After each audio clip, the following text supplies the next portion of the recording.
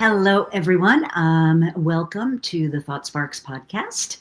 I'm Rita McGrath. You probably knew that. And my guest today is Sylvia Acevedo, and she can tell us more about how her name came to be that, who has had a really illustrious career in tech and just an amazing ascent from a dirt road town to becoming a rocket scientist, then to becoming a tech executive, the CEO of the Girl Scouts, and for our purposes today, the author of a wonderful new book called The Trailblazer Playbook.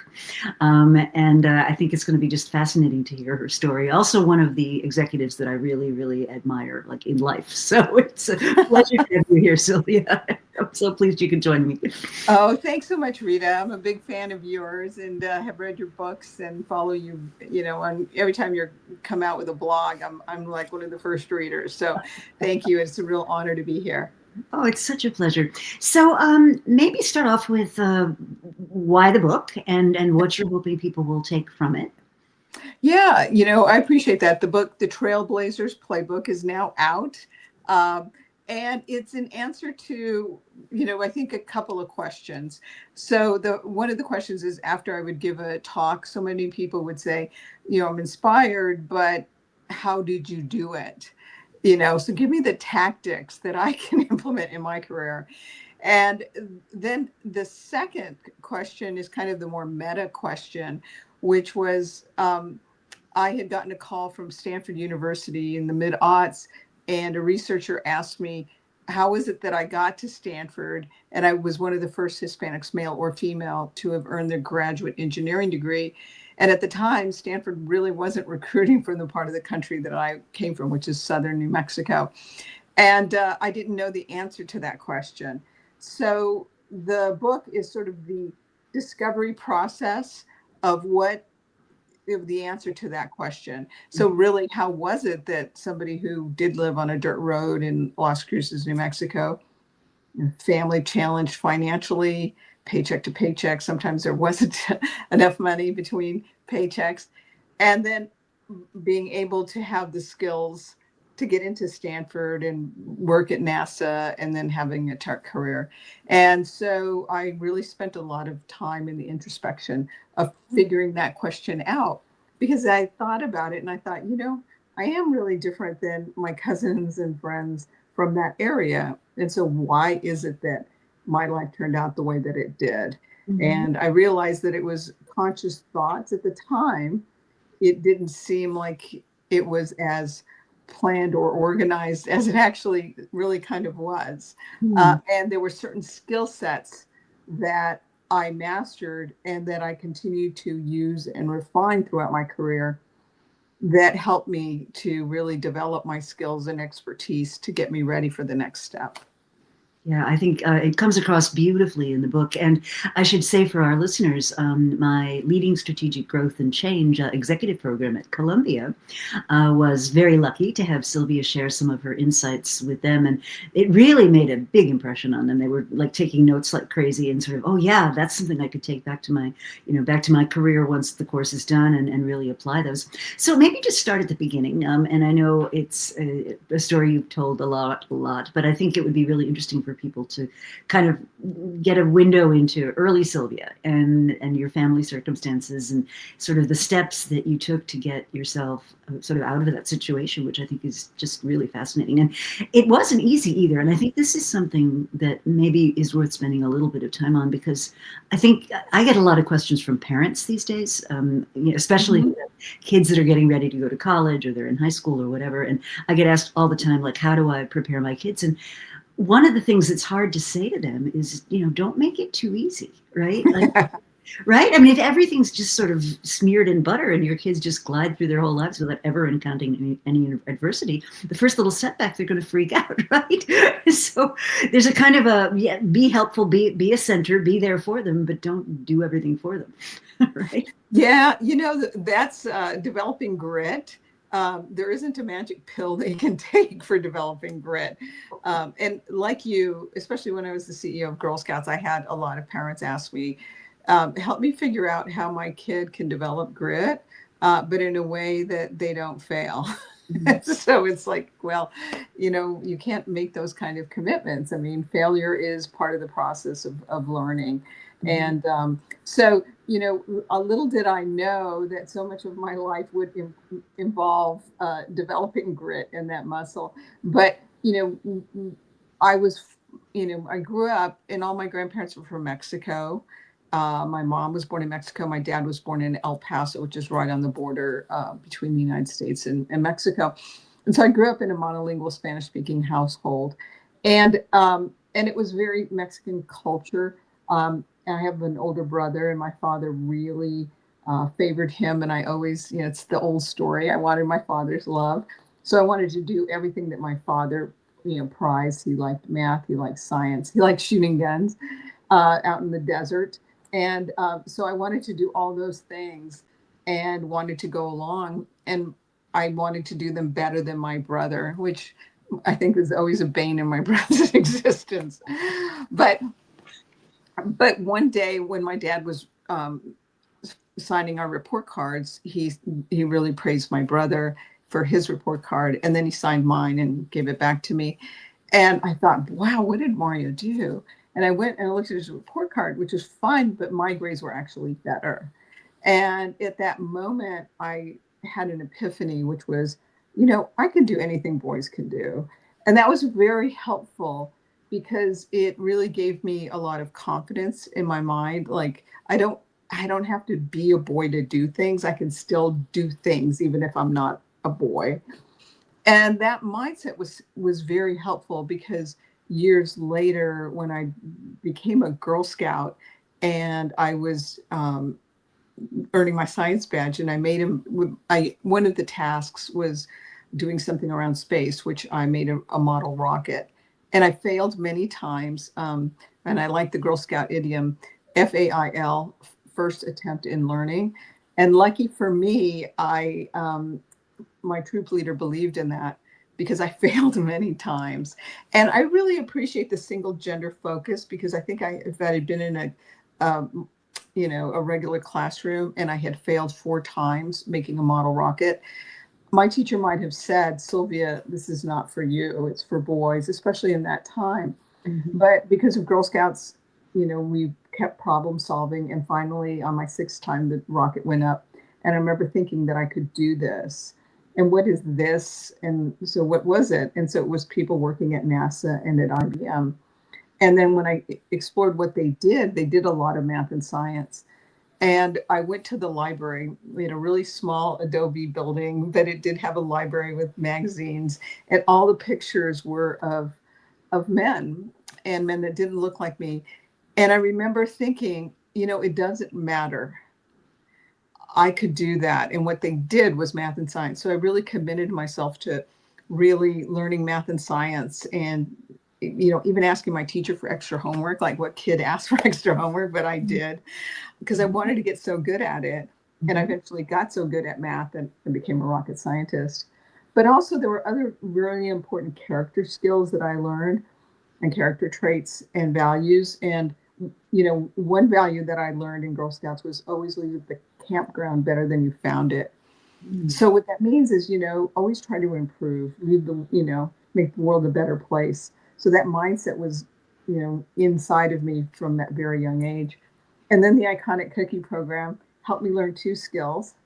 And well, the first one was how do you create opportunity? And this skill is really a valuable skill because when you break it down, Rita, it's, yes, you set a goal and you break it into smaller pieces, and then you work really hard to get each step. And when you run into trouble, you ask for help. And what I've learned in my life, it's like at that young age, that was a really big idea because I realized that's how people were living different lives than we were living. They were making their dreams come true. And I realized, if you live in poverty or near poverty, you're so involved in survival, you're not thinking about these other things. And so this helped me understand, set those big goals, break them up into smaller pieces, and then work really hard. And then you can have success. And if you run into trouble, ask for help. It's okay to ask for help. as you get older and your challenges get bigger, what I've realized is that same principle applies, but then you have to take some steps from what you do to something new.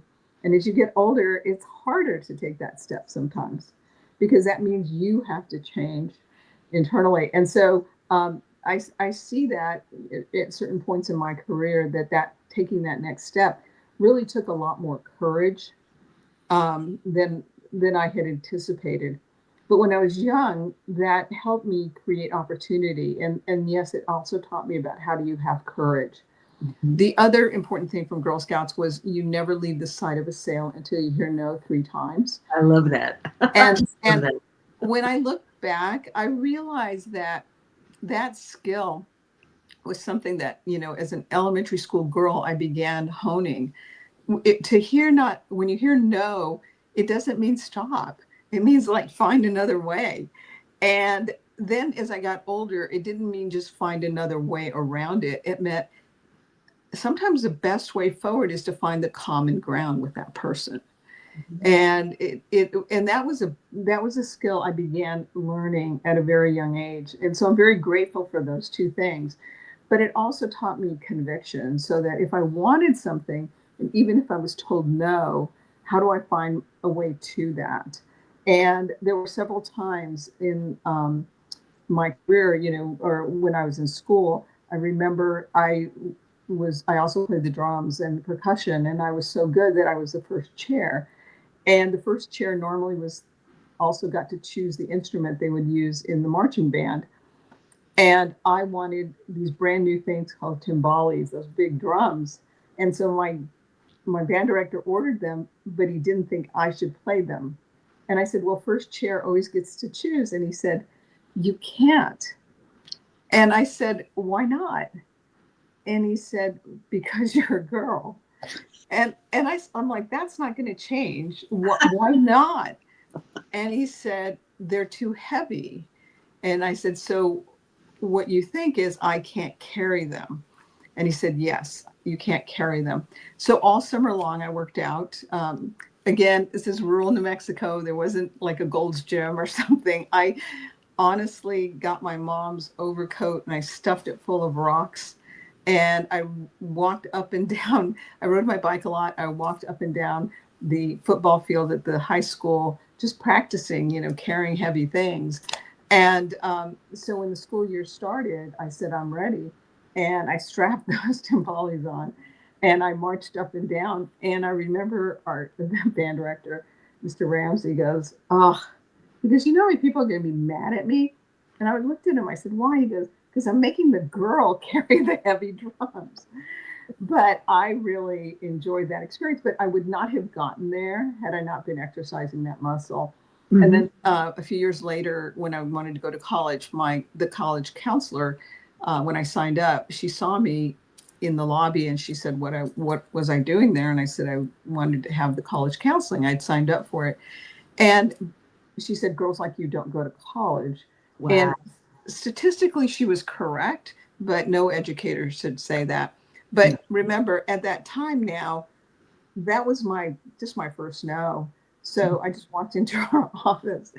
And so she sat down and she asked me what I wanted to be. And I said, I want to be an engineer. And she laughed. And I went on and became a rocket scientist and an engineer. So, but those things were so crucial. When I looked back and was answering that Stanford researcher's question, that I realized, how was it that I knew to create a path to what I wanted to do? Because when I saw that rocket go up and I thought, well, I'd like to go work at NASA and IBM.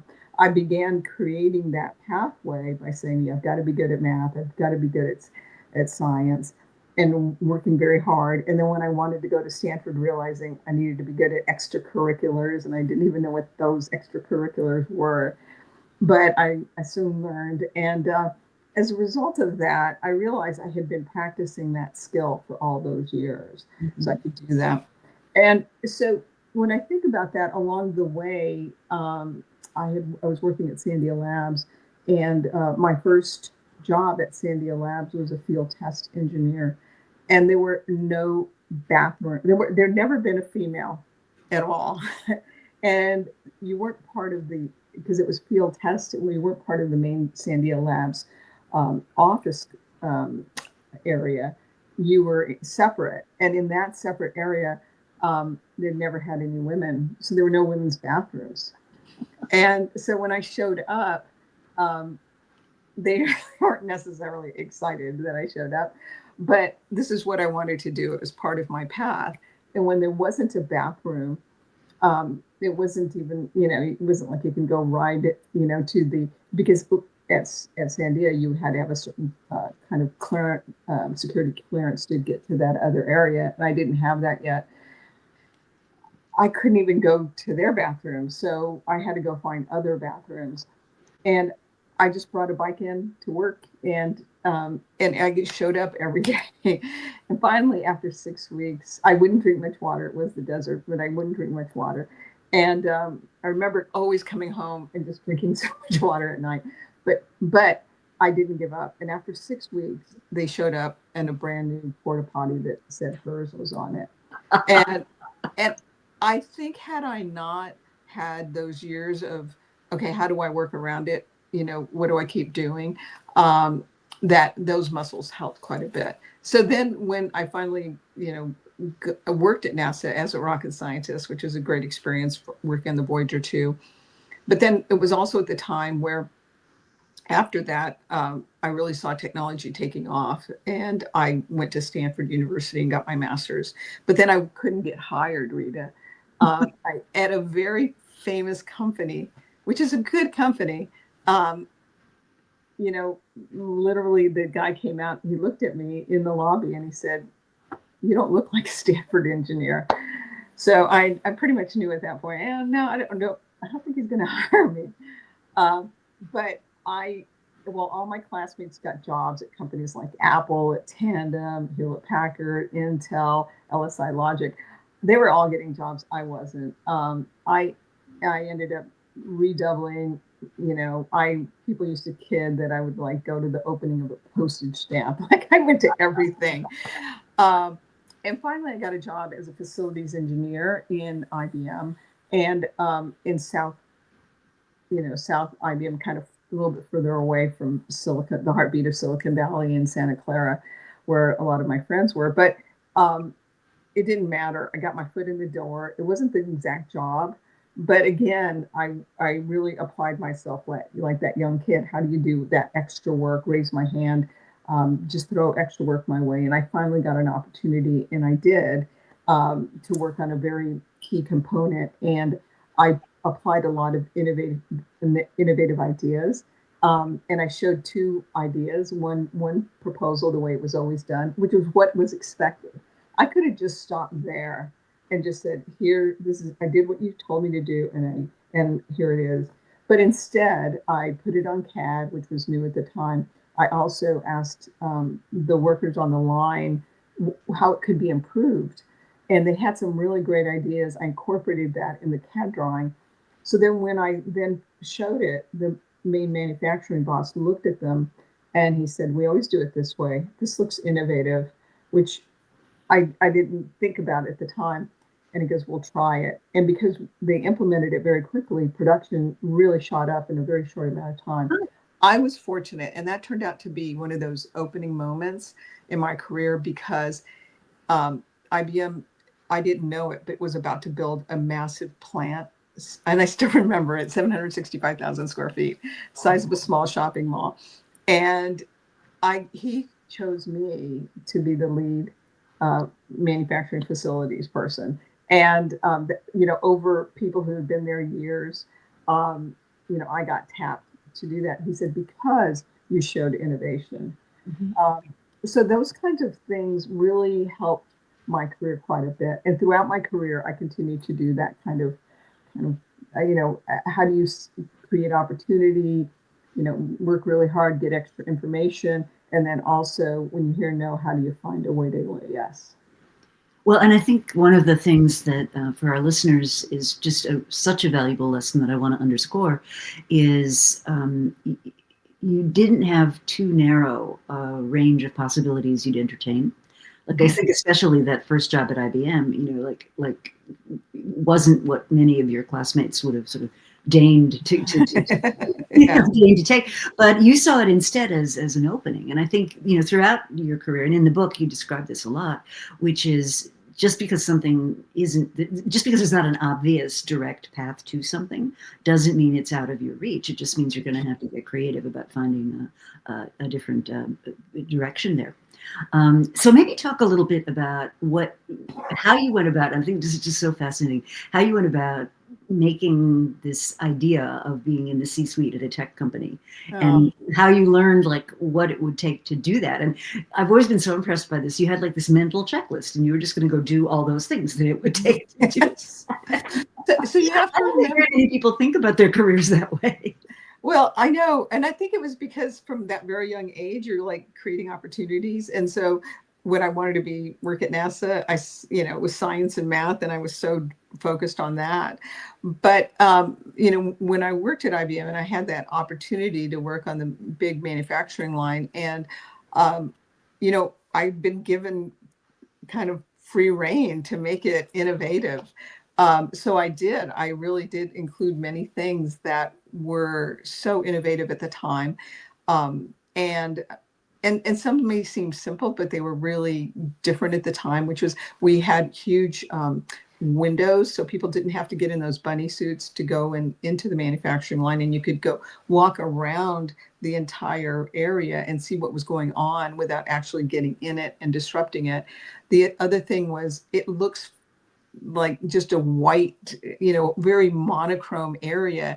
And from the worker's perspective, it was very difficult to kind of get oriented. And so what we introduced as well, because you really can't introduce many physical objects in such a clean room environment, we introduced color bands in different areas, which we've never done before. And then also we re-engineered the clean room changing rooms, which seems like a little thing, but it turned out to be a huge thing. Why?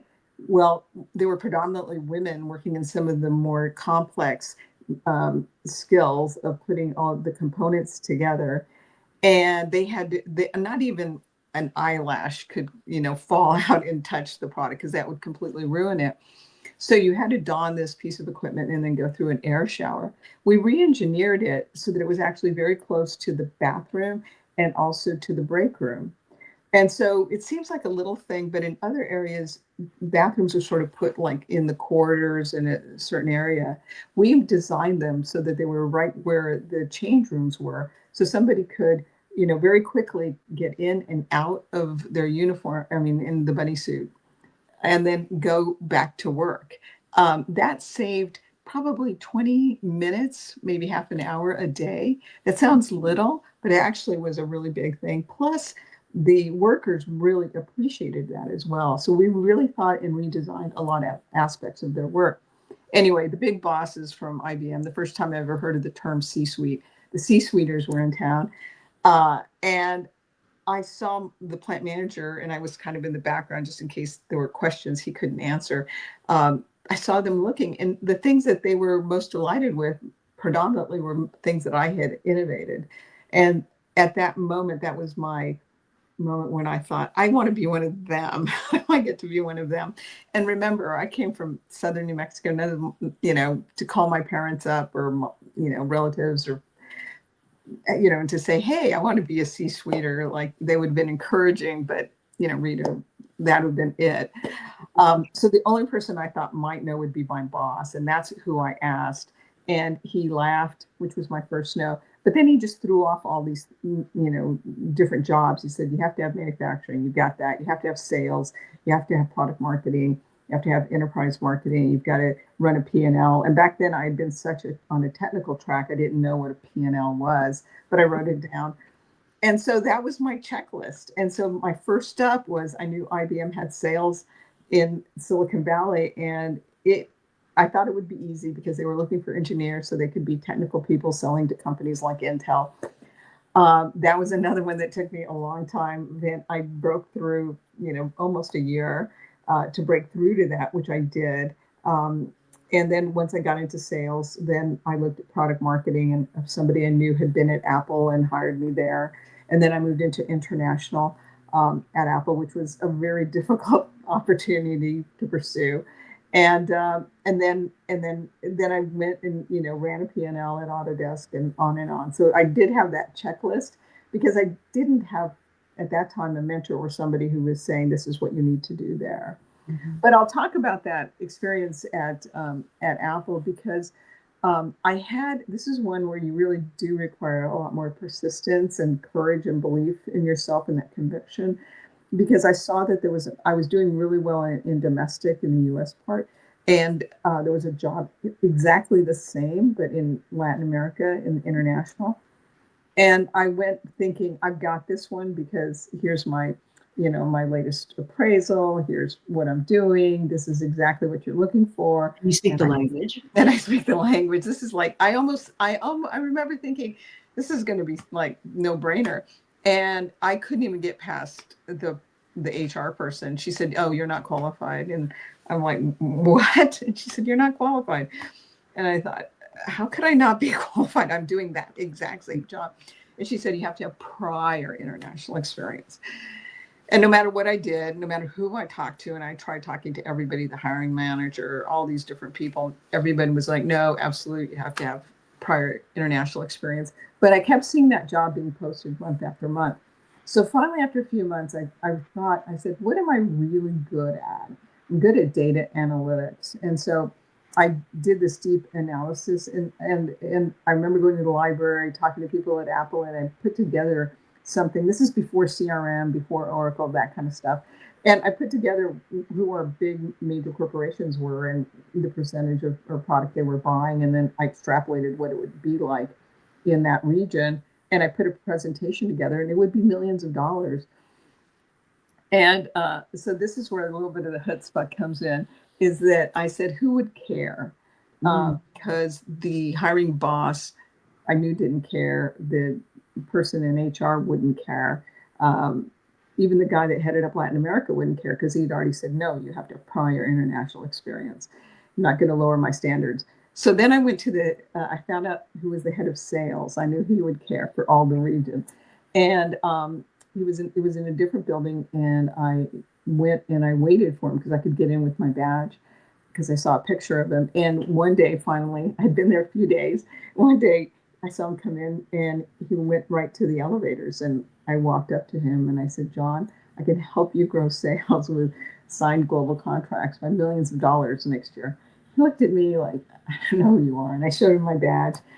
And he gave me 5 minutes in the team room. And then he looked at the presentation, and what he hadn't known was how many US corporations were in his region. Because back then we didn't look at information like that. Sounds like a no-brainer now, but back then they were just focused on large corporations in local corporations in those countries. Anyway, he looked at that and he said it was good. And he goes, this is great. And as he went to get it, I put my hand on it and I said, it goes with me. And that's how I finally broke into that. And then that kind of thinking, kind of about, again, innovation and change. What I realized was in Latin America, piracy for software was just a given. And they were selling hardware, and they just thought, here's my tunnel vision. We're a hardware company. There's this other thing called piracy. We can't do anything about it. We're not going to go hire lawyers and be punitive. We're just going to focus on what do we need to do, sell this hardware. But I knew a better solution would be the software as well.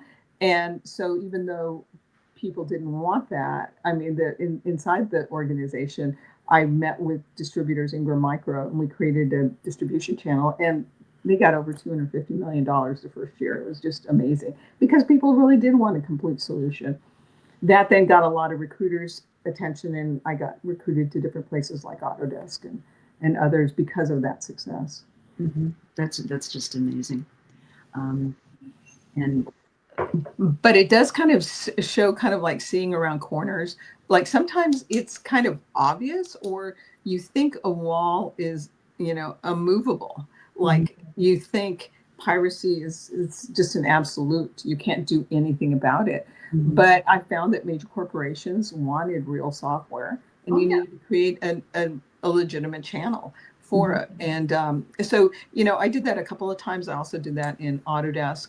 And so it was, it's important not to give up when you think, oh, we can't do anything about that. But actually, how do you reframe an opportunity? How can you think about going at it in a different way? And we had tremendous success.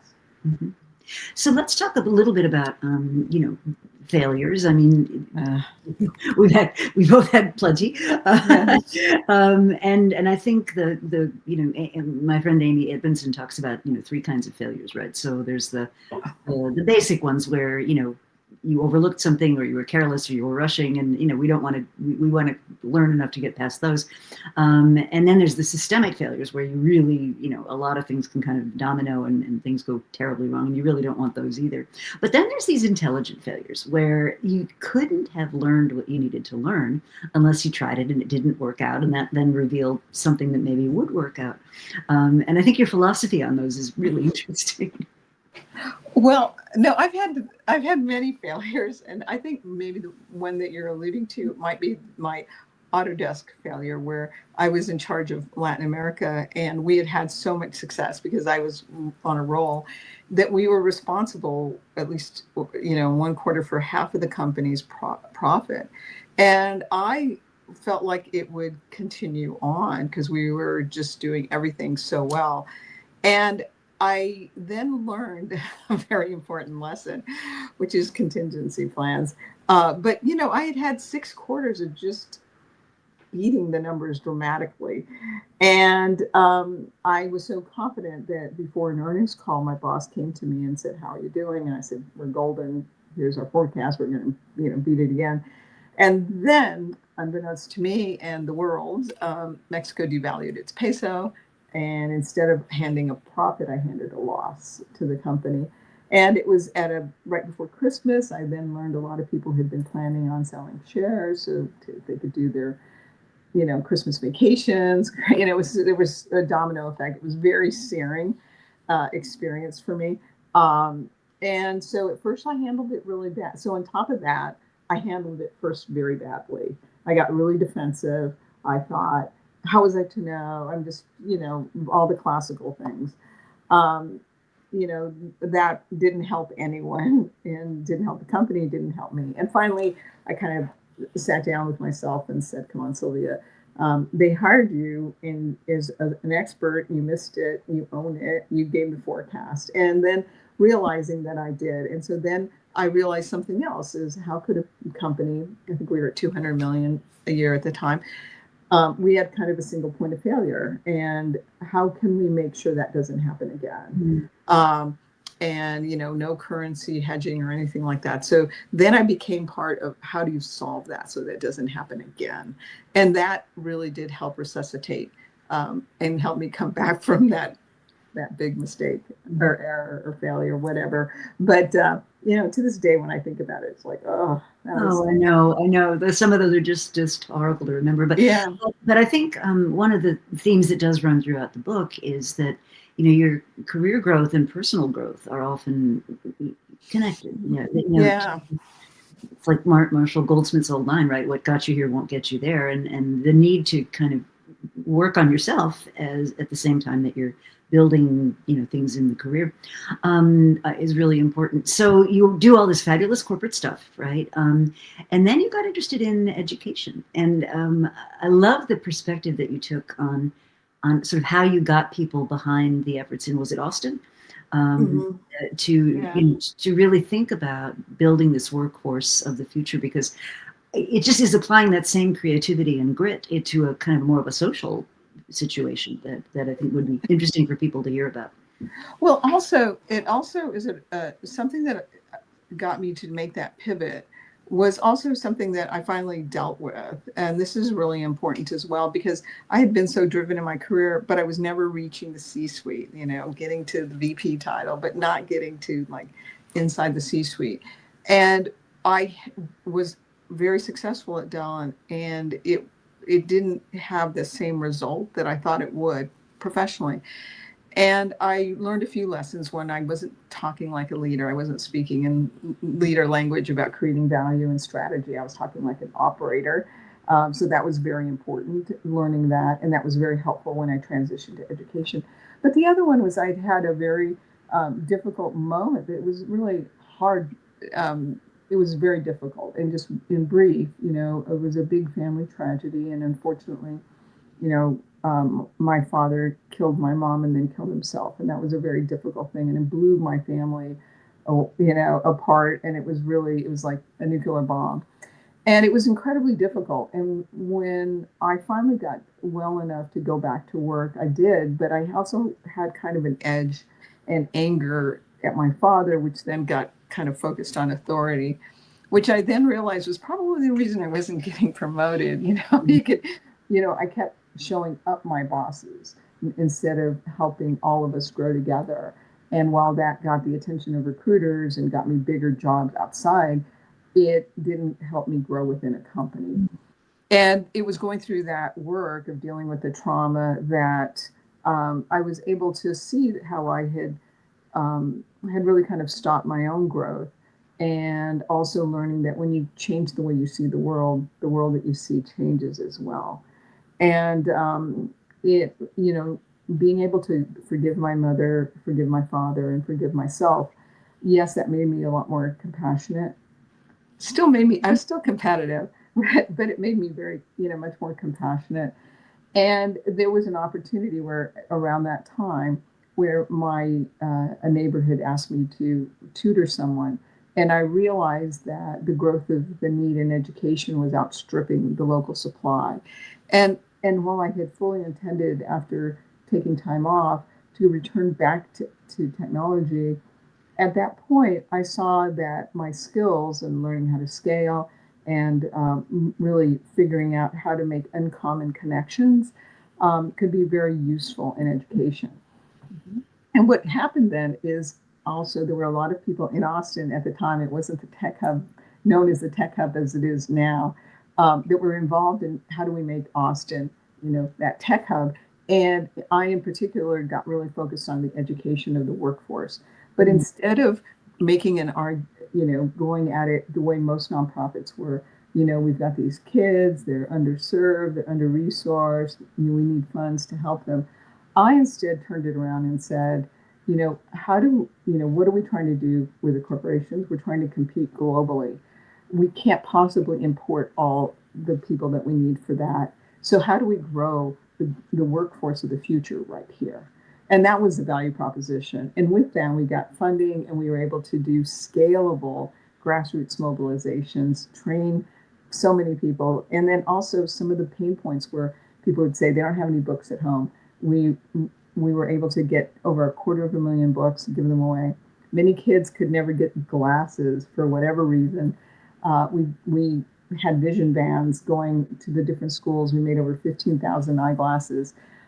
We got St. David's to get dental vans so that kids didn't even have to leave school to get the dental work they needed. And we saw that graduations went up. We worked with programs to get more STEM from elementary school, middle school, high school, and then on to college and career. And those things got the attention of the White House. And then the same thing, when I was at the White House, I realized we needed to work on the workforce of the future. And we had a lot of kids coming in at the time that spoke another language at home, even though they were US citizens. And so how do we use that language to help them learn English quicker? But at the time, the US only would pay for a single language training. So you try to learn English by people speaking English to you, rather than using the language you already spoke so that you could learn English quicker. And I made the proposition to Health and Human Services, the military, to say, would it be helpful to you in Health and Human Services if kids learned English quicker by using dual language? And they're like, if you can get kids to learn English quicker, this is great. And the military in particular wanted kids who could speak native, fluently, more languages than just English. And so they said, absolutely, have kids keep their home language, but also learn English quickly. So with that grouping, I was able to get dual language policy changed. But the value proposition wasn't, we want to teach dual language. The value proposition is, help me help you with your objectives in Health and Human Services and military, keeping us safe from those who will do us harm. And with that, we were able to change public policy. against stiff opposition. Oh, yes. Oh, yes. But I mean, I think this is part of what you try to share with people in the book, which is this question of who cares, I think is so important, because so often people don't really think broadly. So in the class I was talking about, I always teach a session on politics, positive politics, and I make the case that if you're going to make change happen, then you have to influence people to take actions they would not take absent your intervention. And if you think about politics that way, you can think about it as being a necessary change agent. But one of the things that I always find people don't do enough of is really mapping out who the stakeholders are. Yeah. Who cares? Like, who really cares? Who's in this world and who would really benefit? And a lot of times the beneficiaries don't know that you're doing anything. They don't know they would benefit yet. And so part of your job there is to mobilize them. Yes, absolutely. And I think it was back, Harbinger, looking back to my Girl Scout cookie experience, hearing those no's. When you hear a no, at first it was, how do you find another way? But then it was, how do you find common ground? And so by the time I got to the White House, I'd had decades of experience of, how do I find common ground here to move it forward? And there were some departments I couldn't find any common ground. They wouldn't even entertain the conversation. But with others, they, when you figured out what mattered to them, Right. then you were able to move it forward, which is exactly what you're talking about. Oh, it's so crucial. So a couple of words just for those that don't know about your impact at the Girl Scouts, which that's how we met, right? When I was work with the Girl Scouts, and how you really got them kind of into away from, let's all go off to sleepaway camps and into sort of what do girls need to do to function in a modern society. Yeah, I have to credit a father. When I first became the CEO, he said to me, "Why should my daughter join? She's just going to make macaroni's necklaces and sell cookies." And so I realized the value proposition needed to be, what was she going to be getting from this experience? And when I looked at the girls around America, I saw that they had a mobile device in their hands. And so it became very clear to me is I didn't want girls just to be users of technology, but the creators and inventors and designers. I mean, you're half the population. Let's make sure we get more girls that know the skills. So it became very clear to me that that's one of the things that we really had to do. And then lucky for me, or maybe that's how I saw the world, coming from technology, I was able to really focus in technology and look at companies who needed a workforce that was largely U.S. Citizens. So that would be, and that they largely had defense contracts. So that focused me on cybersecurity. And that was the first area we really did a deep dive in. And it turned out at the time, they only had 8% women in that. And so when I said, okay, we can do something here, because of that wonderful, iconic Girl Scout cookie program, where you have cookies sold in every residential zip code, I knew that Girl Scouts could provide a national network at scale with positive outcomes, and no one else could do that. And so I went to them and I said, to have a globally competitive workforce, you can't just tap into boys. You need to tap into girls, especially if they required to have a U.S. citizenship for defense contracts. And so I didn't ask for money for a charity or for a nonprofit or to be fair. I just said, help me help you develop the workforce of the future. And with cybersecurity badges, within the first 6 months, girls had earned over 180,000 badges. We then got additional funding from other places. General Motors, Mary Barra came through for automotive engineers. We had NASA, we got space badges. We created 146 new STEM badges, coding, robotics. And from that, by my last full year, over 1 million STEM badges were being earned in rural, urban, and suburban communities. And really, no one else can really match that. We also, because it was a passion project of mine, we also included civics badges so girls would learn about democracy in our republic from age 5 to 18. And then also entrepreneurship, that iconic cookie program. Instead of just selling cookies, I wanted them to earn an entrepreneurship badge. And then we partnered with the North Face to do some outdoor badges as well. But what I love is how transformative it was. And now the cybersecurity industry is around 26% women in a very short amount of time to see a big change. And part of that was directly related to Girl Scouts, because when other women, not just in the US, but around the world, saw that companies like Palo Alto Networks and Raytheon were partnering with girls and partnering with Girl Scouts, they saw it as a good place to work. They said if those companies are working with them, the brand was so strong that they said, okay, I want to be associated with them. And so they've seen a very large increase in the number of women in cybersecurity. So that feels good. And just I run into lots of young women now who tell me that they got their start in STEM or they're doing these great careers, and it all started from earning those badges. Yeah, it's such a transformative moment in a young girl's life, and you and I've talked about this before, which is I get a lot of questions. So I went to Barnard College, which is an all women's college, and get a lot of questions about, well, in a diverse, multifunctional world, does it still make any sense? Single sex, anything. Mm-hmm. And as you and I have discussed, I think the answer is actually yes. And not in life, like you don't need to live in a monastery or a whatever. Yeah. But I think that there's a period of time when what you're learning, and girls do learn differently than boys do, and this has actually been studied. And so if you kind of mishmash them together, it's not working for either one. And we're seeing this now with young boys in school, right? The girls are outperforming the young boys because many of the schools are not set up to deliver learning the way boys like to learn. So I think it goes kind of both ways, that there's something to be said for periods of time in your life when you're just, it's sort of just us chickens, and we can kind of get on with it.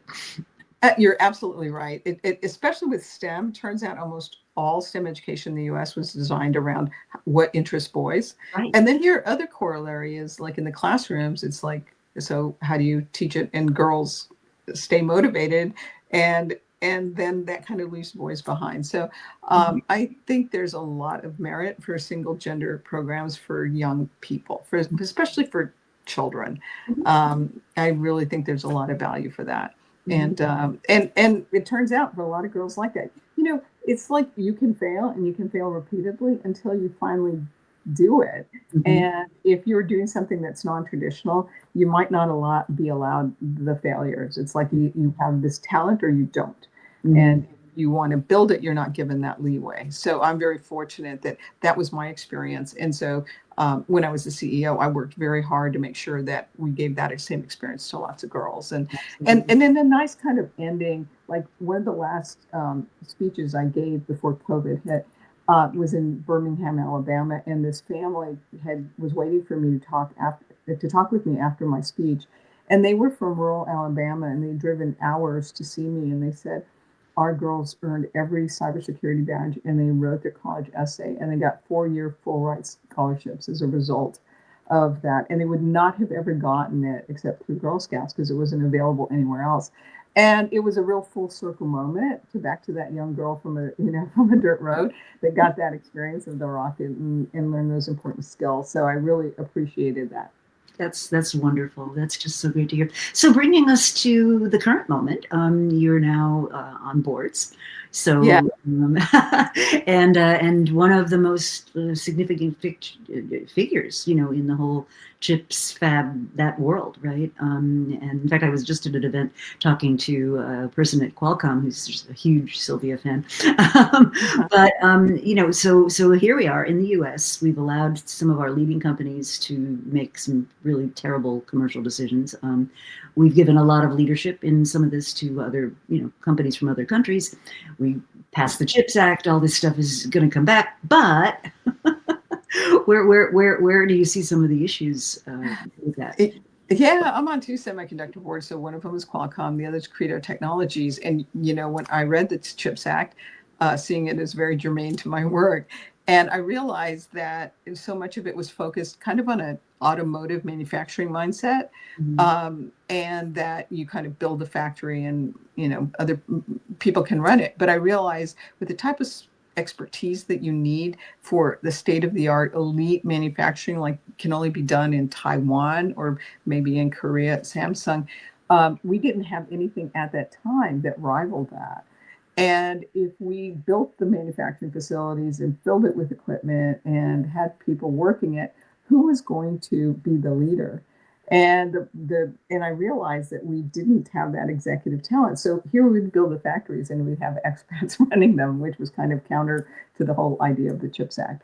And so one of the things that I've said about working with the Global Semiconductor Alliance, and we have a great CEO, Jody Shelton, and I brought this idea up and we were able to populate it. See, but by this time, I kind of understand how to talk about the value proposition. And so we got support of saying, how do we create and accelerate an executive curriculum so that we can have homegrown talent? So when the manufacturing buildings are built, the fabs are built, we've got local talent that has the background in, the financing. These things take billions of dollars. The supply chain, the working, which is a global supply chain, working with the different equipment, the standards, and then also having the customer, relationships and the acumen as well as the financial acumen to run these profitably. Well, with that, within a year, we developed the curriculum, got it funded by two CEOs of the tech industry, Matt Murphy at Marvell and Lisa Su at AMD. And already the first cohort, I think, is finishing, and we're starting a second cohort.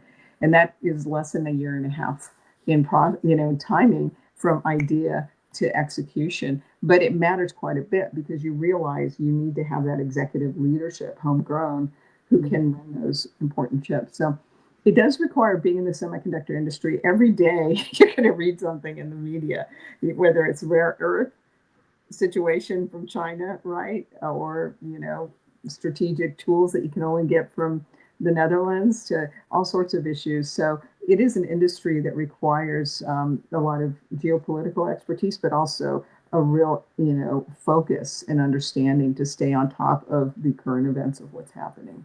Well, and even TSMC's plant in, is it Arizona? Mm-hmm. They're really having some teething problems there, and I'm not sure we've kind of gotten to the bottom of what that is, but you can't just pick the thing up from one part of the world and plant it. No. What's going on, right? Yeah, it's been really well reported that the timeline has taken longer than they thought. And I think kind of an indication of that is, as I understand it, there are nonstop flights now between Taiwan and Phoenix. So you realize that there's a lot of expertise that we still need in-house or locally in the US. But it's an exciting industry to be part of at this point in time. Mm-hmm. Absolutely. Yeah. So if you're just popping in, I'm talking with Sylvia Acevedo. And tell us the story of how you came to have that shorter name. Oh, my name. Yeah. It was a long time ago. I was in Head Start. It was the pilot program for Head Start. And again, I grew up in a monolingual Spanish-speaking household, very Mexican-oriented. So when I was so proud that I knew when they asked me what my name was, how to answer it. And so I said Sylvia Elia Acevedo Monge, and which is the traditional, you include your mom's and your father's surname. And the teacher, the person looked up at me and she said, choose two. And I looked at my mom and she said, Sylvia Acevedo. And then my father later explained it all. So, that was a real, okay. But, I think it helped me think about systems, because then it helped me understand there was two systems. I was living in one system, and in the outside world, there was another system. And I think that started my whole bilingual brain systems thinking that went along. And, but, kind of, when we started, in answer to the question of Stanford, I did all this introspection to help me figure out how was it that I've been able to do these things. But then the other thing, having that clarity, the courage and the conviction, knowing how to create opportunity and really find a way to a common ground. But also, I think the other answer, like, why did you write the book, was I realized a lot of people now, there's so much anxiety. There's a lot of folks that have lived a little bit, as Jonathan Haidt talks about, kind of in a bubble. And, we're competing in a global world, and there are a lot of sharp elbows and difficult experiences. And I lived through many of them, and I wanted to share those experiences with others so that they could learn from my experiences and hopefully apply them in their world. So I was very intentional in writing the book to tell it in a way that there would actually be stories that they could apply and lessons that they could apply in every one of them. So you'll see there's a chapter on clarity, there's a chapter, on courage, there's a chapter on conviction, as well as some of the difficult personal things like, when your world falls apart literally, and getting to dealing with failure, and then getting to forgiveness. And then once you have that, how do you then really leverage all the skills, put them together, and apply them in a way that makes the world a better place? Mm-hmm. And those were the lessons that I encouraged and included throughout the book. Well, I was struck, by just how honest the book is. In my life, I get to read an awful lot of corporate memoirs. It's just, it's part of the rules of the road in my world. And you can tell with a lot of them that let's just say the truth has been somewhat glossed over. And they don't really get into how things actually, why things actually happened. And I've been around now long enough that I've been in companies and I know the inside story. And then when you see what the public gets told about it, it's nothing like that. It's not what actually happened, which is why I'm very suspicious of case studies, right? Because they have to be approved by the company that they're about, typically. But the book, which is, by the way, for those just joining, it's called The Trailblazers Playbook. And it's by Sylvia Acevedo, and details this just fascinating career journey. And I really like the idea of creating opportunity. And I think too many people feel, and I think you put your finger on it with people are so anxious right now. Like they think they have no agency. They think there's nothing to do. And I think one of the big lessons for me from the book is there's always something you can do, right? Yeah. I mean, it may not be the thing you wanted to do. It may not be the thing that's the easiest thing to do. It may not be the thing that takes you directly to where you want to be. But there's always something you can do. You can take action in some way, even if it's small, to kind of get back control and get back that sense of agency. And I think that's so important. Yeah, you're right. And I've really learned that from people who feel like they can't do anything. It's like, okay, so what would be the one thing? And maybe that one thing is even smaller. So one thing is people sometimes think, I want to do this thing. And the leap is too much. Like the chance of failure is way too great. And so it seems like, well, no, I want to do more than just one little thing. But that one thing gets you out of your comfort zone. And then because that one thing means you've changed something. And once you've changed something, now you're overcoming inertia. Now you're in motion.